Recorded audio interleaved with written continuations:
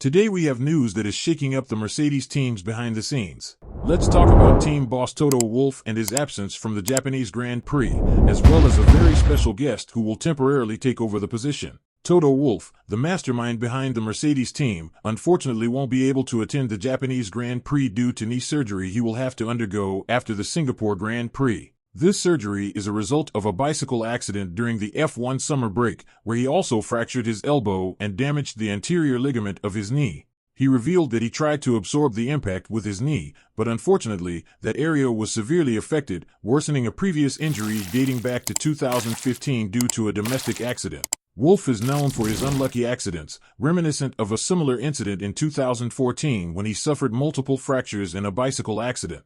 This means that Toto Wolff will not only miss the Japanese Grand Prix but is also uncertain for the Qatar Grand Prix in early October, as he will need crutches to get around. Now, the big question is, who will fill in for Wolff?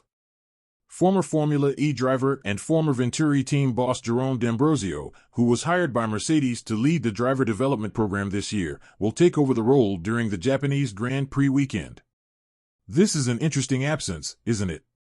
What do you think about Wolff's absence and Jerome D'Ambrosio stepping in? Do you think he is up to the task for Mercedes? Share your opinions in the comments.